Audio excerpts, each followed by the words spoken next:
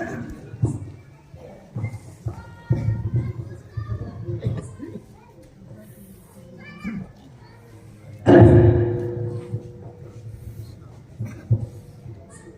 بج رہے ہیں، نماز میرے خیال سے 8 بجے ہوتی ہوگی،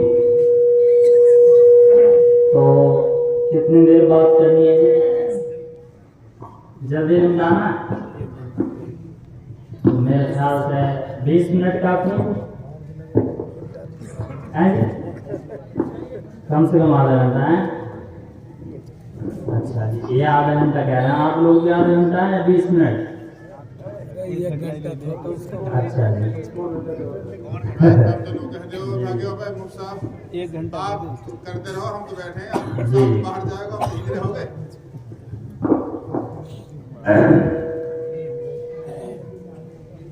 اچھا جی،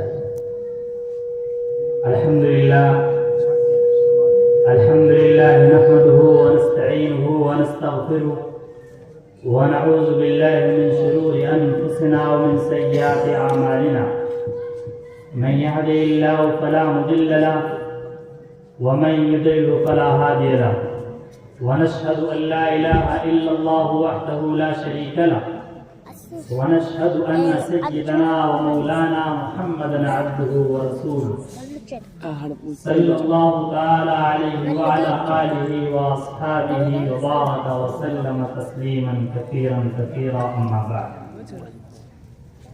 من نصف شعبان الى خلقه فيغفر لجميع خلقه الا لمشرك او مشاهد، رواه البیہقی۔ داعش پر تشریف فرما علماء اعظام، معزز سامعین و ناظرین، اور پس پردہ بیٹھی ہوئی میری عزت دار مائیں اور بہنیں، قرآن مقدس میں اللہ رب العالمین فرما رہے ہیں کہ ہم نے قرآن کو اتارا ہے لیلۃ القدر میں، اس رات میں جو قدر والی رات ہے۔ اور پھر اللہ رب العزت خود اگلی آیت میں فرماتے ہیں وما ادراک ما لیلۃ القدر، آپ کو معلوم بھی ہے کہ لیلۃ القدر کیا ہے، شب قدر کیا ہے، آپ کو معلوم ہے۔ ظاہر ہے کہ اللہ کے علم کی جو بات ہے اسے اللہ تعالیٰ ہی جانتے ہیں، اور تو معلوم ہوا کہ اس رات کے اندر جو اللہ رب العالمین نے اجر کی بہتات کر دی، ثواب کو بڑھا دیا اور 1000 راتوں سے بڑھا دیا، وہ اس لیے بڑھا دیا کہ قرآن کی نسبت اس سے جڑ گئی۔ رمضان مبارک واحد ایسا مہینہ ہے جس کا قرآن میں تذکرہ آیا ہے۔ اللہ تعالیٰ فرماتے ہیں ان عدت الشہور عند اللہ 12 شہر، کہ ہم نے ہمارے نزدیک مہینوں کی جو تعداد ہے وہ 12 ہے، لیکن ان 12 مہینوں میں اللہ رب العالمین نے کسی ایک مہینے کا بھی ذکر نہیں کیا۔ محرم الحرام ہے، صفر المظفر ہے، ذی قعدہ ہے، ذی الحجہ ہے، اور 12 مہینہ جو ہیں ان میں اللہ رب العالمین نے صرف رمضان مبارک کا ذکر کیا ہے۔ ظاہر ہے کہ رمضان کا کیوں ذکر ہوا ہے، اس کی فضیلت کیوں ہے؟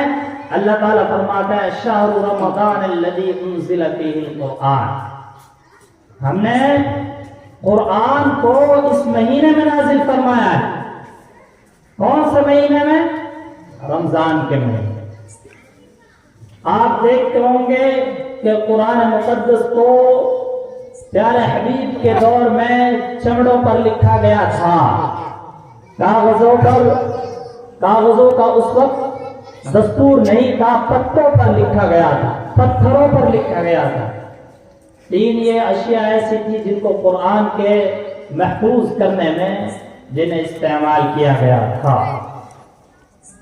لہذا معلوم ہوا کہ وہ سلسلہ چلتا آیا اور اس کے بعد میں پیج چلا اور ورقہ چلا، پھر اس ورقے پر لکھا جانا شروع ہوا۔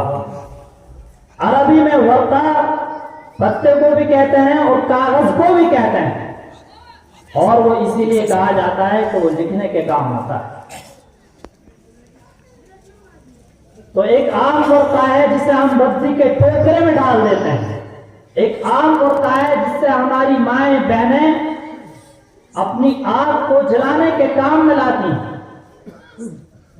ایک عام ورقہ ہے جو اگر پڑا رہتا ہے تو وہ ہمارے نزدیک اہمیت کا حامل نہیں ہے، وہ جہاں رکھا ہوا ہے پڑا ہوا ہے ایسا ہی ہے، اگر توفیق ہوئی تو اٹھا لیا، نہیں تو وہ وہیں رکھا ہوا ہے۔ لیکن اگر کسی ورقے پر قرآن مقدس کی آیات کو درج کر دیا جائے، لکھ دیا جائے، تو اس ورقے کی اہمیت دوبالا ہو جاتی ہے، فضیلت اس کی بڑھ جاتی ہے، وہ باعث سے فضیلت ہو جاتا ہے، اس کو چومنا ثواب ہو جاتا ہے، اس کو دیکھنا ثواب ہو جاتا ہے، اس کو پڑھنا ثواب ہو جاتا ہے، اور اگر وہ پڑا ہوا ہے اور کوئی اٹھا نہیں رہا ہے تو وہ گنہگار ہو جاتا ہے۔ ایسا کیوں ہوا؟ ایسا اس لیے ہوا کہ اس ورقے کے اندر قرآن محفوظ ہے۔ یہ مسجد جسے جامع مسجد کہا جاتا ہے، اس مسجد کو جامع مسجد اس لیے کہا جاتا ہے کہ جمعے کی نماز یہاں ادا ہوتی ہے۔ اب ظاہر ہے کہ تقریباً 11 مسجدیں ہو گئی ہیں گاؤں میں، کتنی ہو گئی؟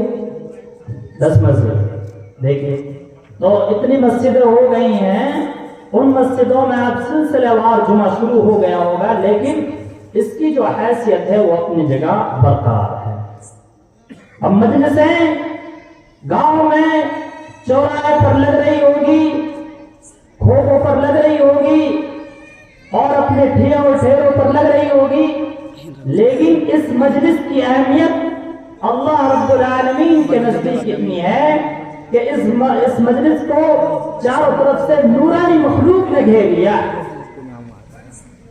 اس مجلس پر سکینت کا نزول ہو رہا ہے، اس مجلس میں بیٹھنے سے گناہوں کو جھاڑا جا رہا ہے، اس مجلس میں بیٹھنے سے اللہ رب العالمین ہمیں مغفرت کے پروانے، جس طرح سے بچوں کے لیے ابھی انعامات تقسیم ہو رہے تھے، ایسے ہی ہمارے لیے پروانے جاری ہو رہے ہیں کہ یہ مجلس چھوڑیں گے نہیں اس سے پہلے ان کی مغفرت کر دی جائے۔ سبحان اللہ۔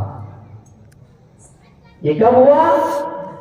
آپ کی نسبت بدل گئی، آپ مجلس میں بیٹھے ہوئے نہیں ہیں، آپ کسی گھریلو مجلس میں بیٹھے ہوئے نہیں ہیں، آپ کسی چغلی کی، غیبت کی، سیاسی اور دیگر کسی مجلس میں بیٹھے ہوئے نہیں ہیں، خالص ایسی مجلس میں بیٹھے ہوئے ہیں جس کا منظرنامہ پیارے حبیب نے اپنی حدیث میں پیش کیا ہے، اور فرمایا کہ جو حافظین قرآن ہوں گے، حامل قرآن جو ہوں گے، جنہوں نے قرآن کو حفظ کیا ہوگا، اپنے سینوں میں بسایا ہوگا، ان کے والدین کو، ماں کو، باپ کو، دونوں کو اللہ رب العالمین اسی طرح سے مجلس سجائیں گے، اسٹیج لگایا جائے گا، پیارے حبیب درمیان میں اللہ رب العالمین تشریف فرما ہوں گے، اور پھر وہیں پر پیارے حبیب بھی ہوں گے، اور پھر ان ماں باپوں کو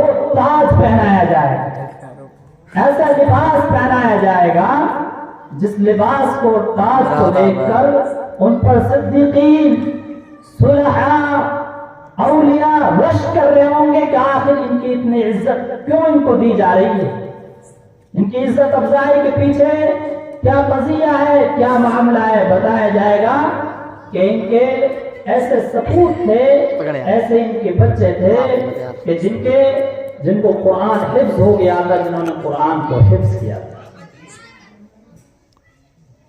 اور والدین کا اعزاز و اکرام اللہ رب العالمین فرمائیں گے۔ پھر حدیث میں آتا ہے کہ اس کی تو کیا ہی کہنا جو خود حافظ قرآن ہوگا۔ اللہ رب العالمین نے فرمایا اِنَّا نَحْنُ نَزَّلْنَا الذِّكْرَ وَإِنَّا لَهُ لَحَافِظُونَ، ہم نے اس قرآن کو نازل کیا ہے، اور لوگوں سن لو، اس کے ساتھ چھیڑخانی نہیں کی جائے گی، توریت کی طرح اس میں کوئی تغیر اور تبدل نہیں کیا جائے گا، انجیل کی طرح اس میں تحریف نہیں کی جائے گی، زبور کی طرح اس کے مسائل کو اور اس کے مواد کو تبدیل نہیں کیا جائے گا، ان کا اندر رد و بدل نہیں کیا جائے گا، منوان یہ ایسا ہی رہے گا، منوان ایسا ہی رہے گا۔ اور پھر فرمایا اس حدیث کے ضمن میں، اس قرآن کے آیت کے ضمن میں مفسرین نے فرمایا ہے کہ وہ کتنے خوش نصیب اور سعادت مند بچے ہیں جن کو اللہ رب العالمین نے اس کی حفاظت کے کام پر لگا دیا ہے۔ یہ معصوم بچے جو قرآن کو ہمارے سامنے حفظ کر آئے ہیں، ان کو پگڑی پہنائی جا رہی ہے، یہ تو حدیث سے ثابت ہے۔ ہم تو اس کام کی ایک اداکاری کر رہے ہیں اور اس کام کی ایک نقل کر رہے ہیں جس کو اللہ رب العالمین کل میدان محشر میں سب کے لیے کرنے والے ہیں۔ وہ خوش نصیب جو قرآن کو پڑھنے پڑھانے والے ہیں۔ پیارے حبیب نے فرمایا ان حامل القرآن، کہ جو قرآن کے حاملین ہوں گے، مع سفرۃ الکرام البررہ، وہ خاص معزز فرشتوں کے ساتھ ہوں گے۔ ایک حدیث میں آیا ہے کہ ان فرشتوں کے ساتھ جو عرش سے لمس کیے ہوئے ہیں، عرش سے چمٹے ہوئے ہیں۔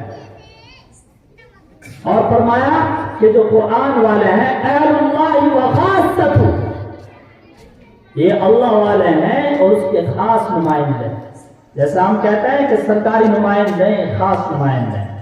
اس لیے حضرت عثمان بن عفان رضی اللہ تعالی عنہ کی حدیث ہے، خیرکم من تعلم القرآن وعلمہ، کہ تم میں سب سے بہترین وہ شخص ہے جو قرآن کو پڑھتا ہے اور پڑھاتا ہے۔ کتنا بہترین ہے، وہ خوش نصیب ہیں یہ بچے۔ میوات کے اندر، میوات 8 ضلعوں پر محیط ہے، 8 ضلعوں پر اور 3 صوبوں میں۔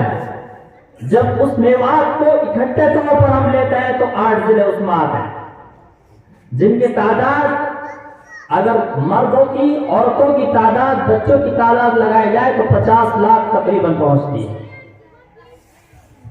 اب اس کو آپ دہلی کی دہلیز سے لے کر دوسا کے باڑوں تک آپ لے جائیے، اور پھر ادھر برنداون سے لے کر ریواڑی کے اہیر وال تک آپ لے جائیے، ہر جگہ پر آپ کو میوات کے لوگ نظر آئیں گے۔ اور یہ میو قوم جو اللہ نے اس خاص طریقے سے بسائی ہے اور اس پر خاص انعام کئی طرح سے کیا ہے۔ ابھی گزشتہ 2 سال قبل 2022 میں ابھی پنانا کے اندر ایک علماء کا جوڑ ہوا، یہاں مولانا صاحب صاحب بھی ہوں گے، وہ بھی اس جلسے میں موجود تھے، تو اس میں ان تمام علماء کا پورا ڈیٹا تیار کیا گیا۔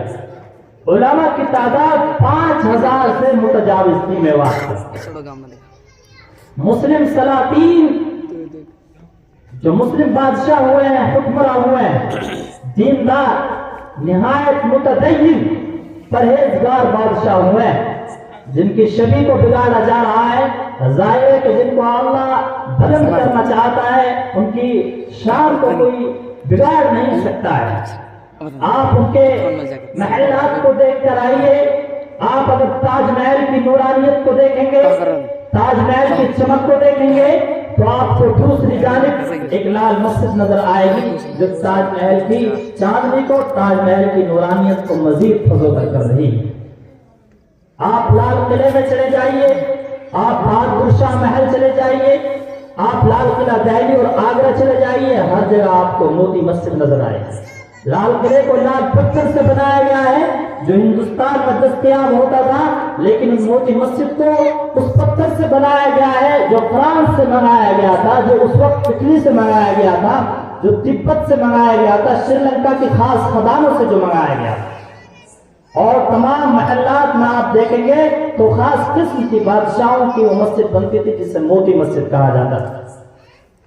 ان کی دینداری کا چرچا آپ لیجئے کہ جس وقت میں شاہجہاں مسجد بن رہی تھی اور بادشاہ شاہجہاں جب اپنی مسجد کو بنوا رہے تھے تو اس وقت میں انہوں نے یہ خاص احکامات جاری کیے کہ جو بھی شخص مسجد کی تعمیر میں حصہ لے گا ایک ایک فرد وہ باوضو ہوگا، کوئی بغیر وضو اس میں ہاتھ نہیں لگائے. اس کے پتھروں کو جو چڑھایا گیا تھا، اس کے جتنے بھی غارے کو تیار کیا گیا تھا، یہ جتنے بھی لوگ اس میں کام میں لائے گئے، تمام لوگوں کو باوضو رکھا گیا.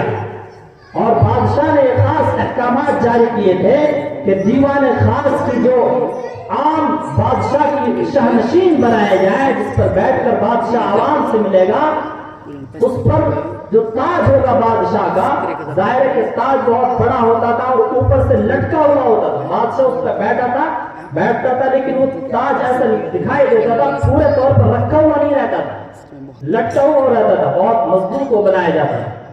اس تاج کی اونچائی اتنی اونچائی ہونی چاہیے جتنے کے جامع مسجد کی سیڑھی کی اونچائی. یہ وہ دینداری ان کے اندر ہوتی.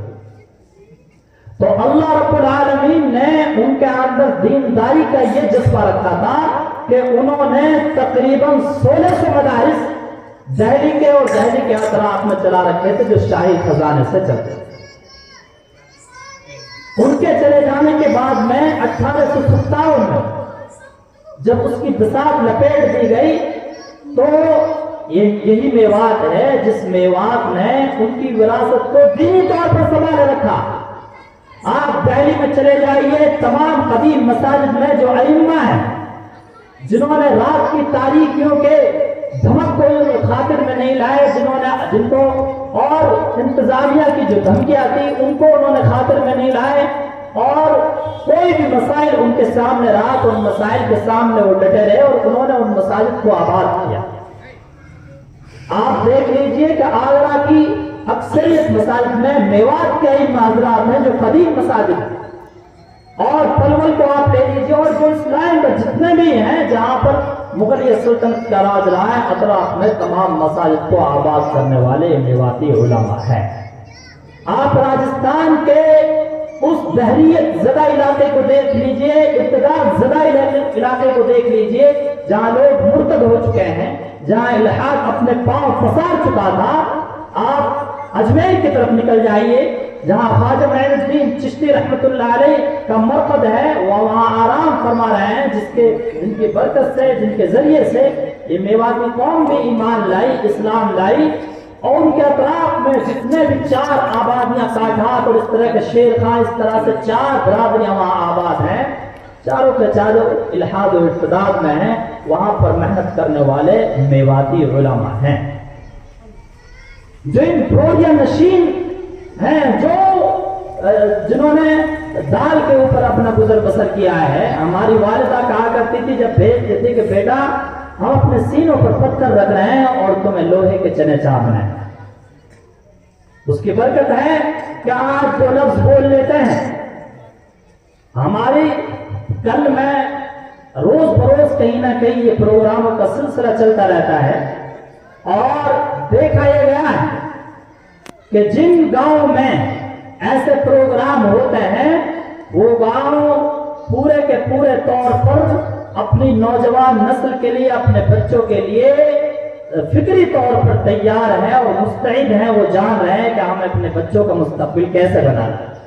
یہ آج کا دن جلسے کا دن نہیں ہے، آج کا دن احتساب نفس کا دن ہے، احتساب کا دن ہے، محاسبے کا دن ہے. آج یہ بتانے کا دن ہے کہ جائزہ لیا جائے کہ ہم نے 5 سالوں میں آپ کے بچوں کو کیا دیا. ہم آپ کے دیے ہوئے مال کو، آپ کے دیے ہوئے غلے کو حلال کر رہے ہیں یا یہاں دیوں کو گزار رہے ہیں. یہ احتساب نفس، احتساب کا دن ہے. اور تمہارا بات پیش کرتا ہوں مولانا زاہد صاحب کو کہ انہوں نے خود سے پیش کی ہے. ہمارے ماموں نیاز صاحب بیان کر رہے تھے کہ ہمارے سامنے ایسا جلسہ جب ہم تقریباً 10 سے 15 سال کے رہے ہوں گے، اور اب میری سوجھ بوجھ اور دانش کے مطابق ان کی عمر 50 سال سے متجاوز ہے. معلوم ہوتا ہے کہ 30-35 سال سے ایسا کوئی جلسہ نہیں ہوا، اور یہ شروعات ہے، ابھی یہ شروعات ہوئی ہے، اور اس شروعات کے جو نتائج مرتب ہوں گے وہ انشاءاللہ تعالی خیر ہی خیر سمیٹ کر لائیں گے.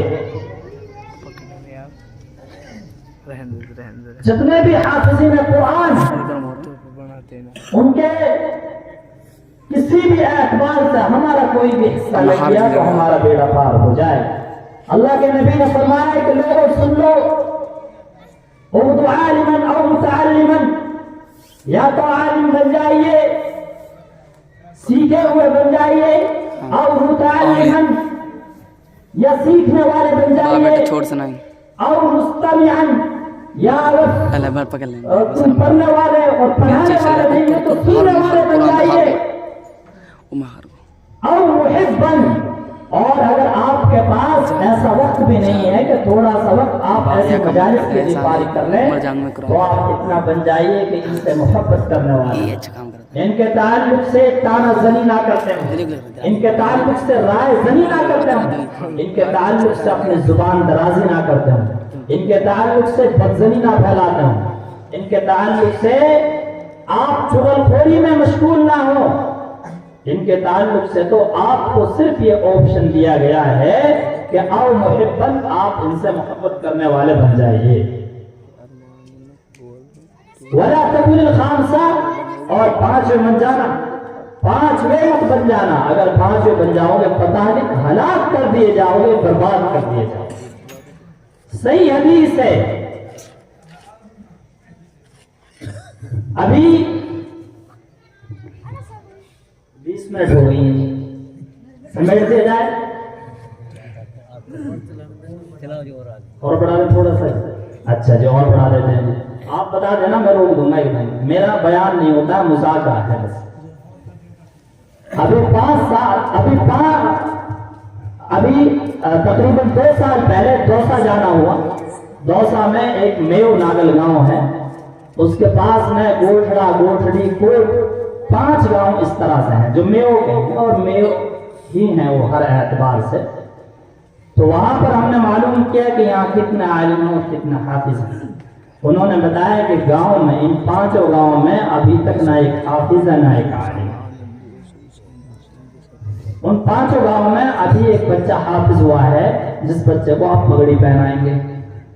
यानी कि आपको अंदाजा लगाइए कि 1450 साल पहले इस्लाम आया, 1000 साल पहले हमारी इस कौम ने ईमान कबूल किया, और 1000 साल के बाद में फिर यहाँ दीनी तालीम का रिवाज हुआ, और वहां तक आज तक ऐसा नहीं हुआ कि कोई एक बच्चा हाफिज हो। 1400 साल गुजर गए। सोचने की बात तो है।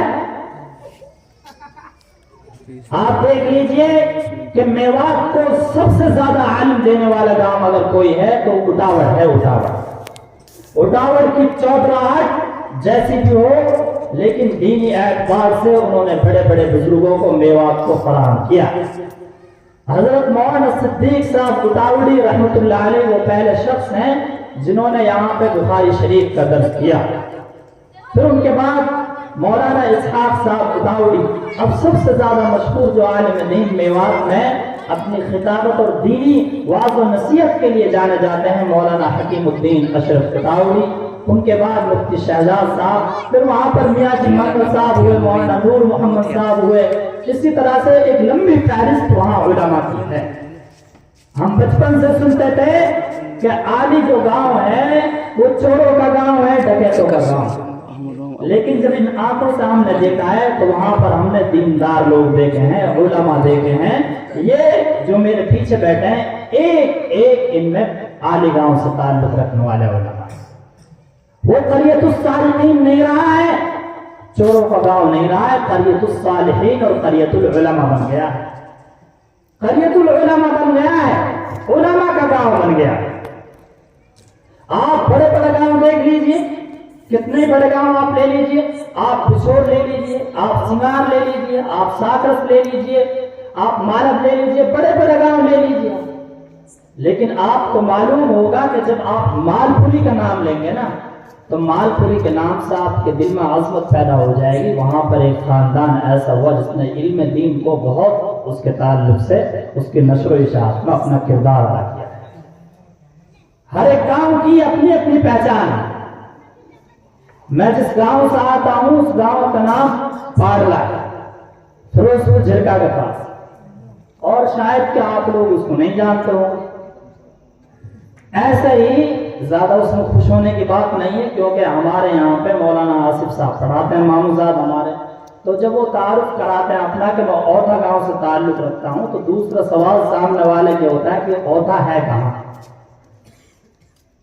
سب کہتے ہیں بھائی اوتھا ہے کہاں. اس کا معلوم ہوا کہ آپ کے گاؤں کو بھی اکثر لوگ نہیں جانتے.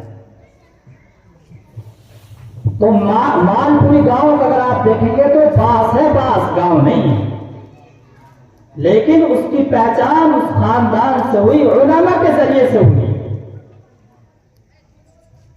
اب ہمارے یہاں پر علاقے میں ایک بڑی تحریک چلی ہوئی ہے نشے کے خلاف، اور اس میں انتظامیہ پورے طور پر متحرک ہے، ہر اعتبار سے متحرک ہے، اور جگہ جگہ اپنے اجتماعات کر رہے ہیں، لوگ وہاں پر آ رہے ہیں. آپ کو معلوم ہونا چاہیے، بہت سنجیدگی کے ساتھ میں بتا رہا ہوں کہ نشہ چاہے اس میں افیم ہو، اسمیک ہو، بھانگ ہو، شراب ہو، اور جتنی بھی قسم نشے کی ہو سکتی ہیں، وہ بغیر ایک پورے سسٹم کے ساتھ پسر نہیں سکتا. اس کو تو پسارا جاتا ہے جس میں اوپر سے نیچے تک کا کردار ہوا کرتا ہے.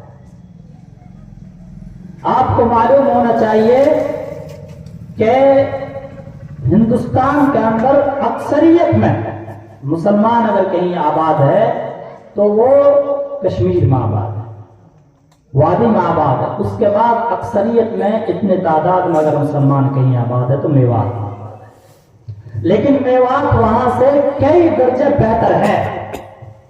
وہاں پر آپ دیکھیں گے جگہ جگہ شیعوں کے ماتم چل رہے ہیں، جگہ جگہ بدعات و خرافات چل رہی ہیں، حلوے چل رہے ہیں، ہری پگڑیاں ہیں، اور مستقل وہاں پر ایک دوسرے کے خلاف بیانات چل رہے ہیں.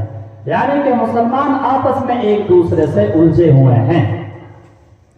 اللہ رب العالمین نے اس خطے کو ایسا بنایا ہے کہ اس خطے میں مسلک کی لڑائی نہیں ہے. اس خطے میں اللہ رب العالمین نے تنظیموں کی لڑائی نہیں رکھی، تحریکوں کی لڑائی نہیں رکھی، قومیت کی لڑائی نہیں رکھی ہے. اللہ رب العالمین نے خاص کرم کیا ہے کہ پوری دنیا میں اگر میوات کا اگر نام ہوتا ہے تو دعوت و تبلیغ کے نام سے نام ہوتا ہے، اور اس نام سے ہمارا ادب و احترام ہوتا ہے.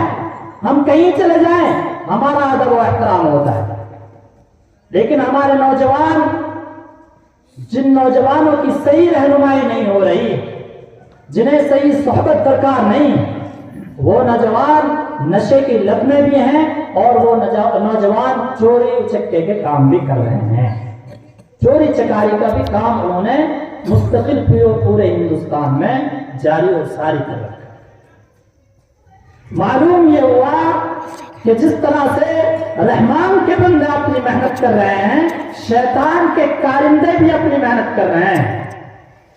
جس طرح سے شیطان کی محنتیں زور پکڑ رہی ہیں، طاغوت اپنے پاؤں پسار رہا ہے، ان رحمان کے نمائندوں، ان رحمان کے بندوں کو یہ چاہیے کہ اپنی محنتوں کو تیز تر کر دیں، وہ اپنے چرت کو مضبوط کرتے ہیں، وہ اپنے اس نکلنے کو خروج کو بہت زیادہ تیز اور تر کر دیں. اور ہماری ماں اور بہنیں جو ہیں وہ اپنے گھروں کی نگرانی کو مضبوط کر دیں. میں یہ چاہتا ہوں ہمارا گاؤں، اس گاؤں کا جو تعارف ہو وہ دین داری کے ساتھ. میں نے ذکر کیا کہ پاڈرا گاؤں، ایک بار یہ تحریک چلی کہ گاؤں میں 100% ہمیں نمازی چاہیے اور مسجد کو 24 گھنٹے آباد کرنا ہے.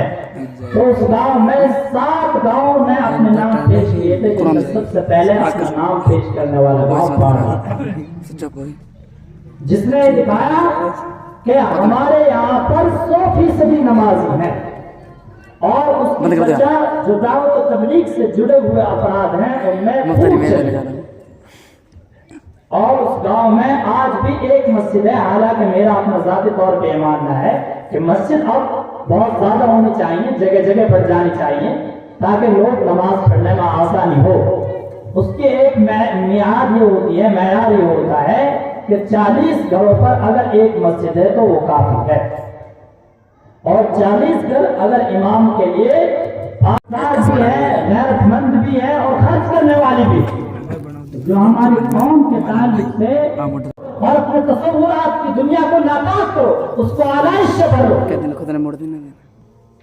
یہ قرآن بیان کر رہا ہے کہ مومن کی پہچان، مومن خواتین کی پہچان، مومنہ بندیوں کی یہ پہچان ہے کہ وہ پردے کے ساتھ باہر نکلتی ہیں. جب انہیں باہر کا کوئی کام ملتا ہے تو باہر ایسے نکلتی ہے کہ اس طرح سے نہیں. کیا اب گھر کے باہر کوئی کام کرنا پڑ جائے تو برقعے کا اہتمام ضروری نہیں ہے، لیکن وہ موٹی ایسی چادر اپنے اوپر ڈالتی ہیں جس سے ان کی جسمانی ساخت دھپ جاتی ہے اور وہ چھپ جاتی ہے. پیارے حبیب نے تو فرمایا کہ ایمان بزرگ و سبعون شعبہ، ایمان کے 70 اور اس سے کچھ زائد شعبے ہیں. فافضلها قول لا الہ الا اللہ، ان میں سب سے افضل یہ ہے لا الہ الا اللہ. جو آدمی یہ اعلان کرے، یہ منادی کرے کہ اللہ کے علاوہ کوئی معبود برحق نہیں ہے، کسی کے سامنے جبی کو خم نہیں کیا جائے گا، جھکایا نہیں جائے گا، چاہے کوئی کتنا ہی مرتبے کا ہو، کسی کے سامنے اس کو جھکایا نہیں جائے گا. یہ صرف ایک اللہ کے سامنے جھکنے والی ہے جس کا کوئی شریک و ساجی نہیں ہے. وَإِمَاتَةُ الْأَذَىٰ عَنِ الطَّرِيقِ، اور مومنانہ شان یہ ہے کہ ان راستوں کو گندا نہیں کیا جائے گا. ان راستوں کے اندر اگر گندگی اور آلائش پڑی ہوئی ہے تو اس کو صاف کر دیا جائے گا. پتھر پڑا ہوا ہے اس کو ہٹا دیا جائے گا، کانٹا پڑا ہوا ہے تو اس کو دور ڈال دیا جائے گا. یہ ایمان کا شعبہ ہے. وَالْحَيَاءُ شُعْبَةٌ مِّنَ الْإِيمَانِ، اور حیا جو ہے وہ ایمان کا حصہ ہے. اللہ کے نبی نے فرمایا کہ جو پرانے انبیاء سے جو سلسلہ چلا آ رہا ہے، جو قول چلا آ رہا ہے، وہ حیا اور پاک دامنی ہے. اور جب حیا اور پاک دامنی ختم ہو جائے فَفْعَلْ بِمَا شِئْتَ، پھر چاہے تو کچھ بھی کرتا جائے، اپنے زبان کو دراز کرتا جا، اپنے بڑوں کے سامنے اپنے زبان کو بے لگام کر دے، اپنے بڑوں کا احترام نہ کر، ان کی بے توقیری کر اور آپس میں گالم گلوچ کر، اور تو اپنی نظروں کو خیانت میں مبتلا کر اور اپنے مال میں خیانت میں تو مبتلا ہو جا. تو کچھ بھی کرتا جا، اگر حیا فوت ہو جائے تو پھر تو کچھ بھی کر سکتا ہے. سب سے پہلے حیا فوت ہوتی ہے، تب اس کے بعد میں یہ کام ہوتا ہے.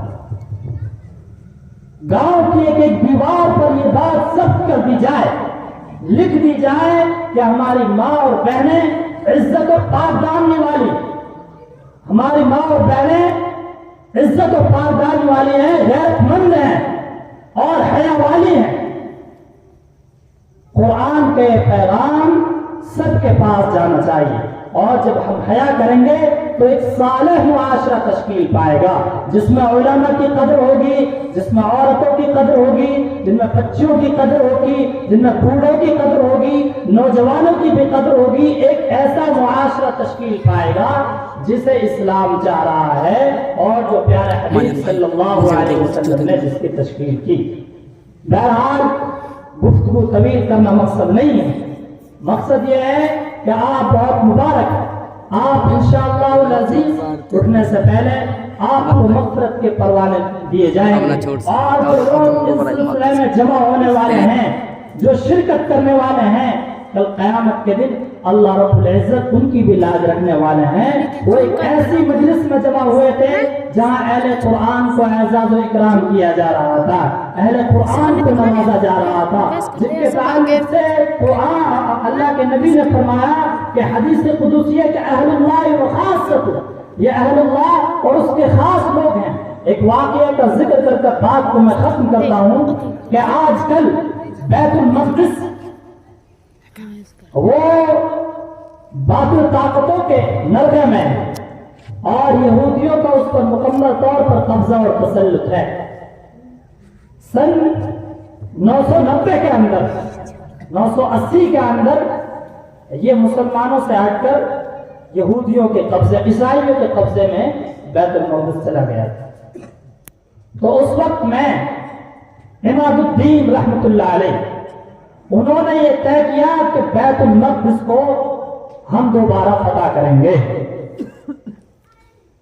جو صلاح الدین ایوبی کے استاد ہیں، اکالیق ہیں اور ان کے بادشاہ ہیں، اور ان کے بعد صلاح الدین ایوبی کا ہی نمبر آتا ہے جن کے ہاتھ پر اللہ رب العالمین نے بیت المقدس کو فتح کیا تھا۔ سن 987 کی بات ہے۔ اس موقع پر اچانک سے عیسائیوں نے حملہ کیا اور عماد الدین زنگی رحمت اللہ علیہ کو شکست دی اور وہ پسپا ہو گئے۔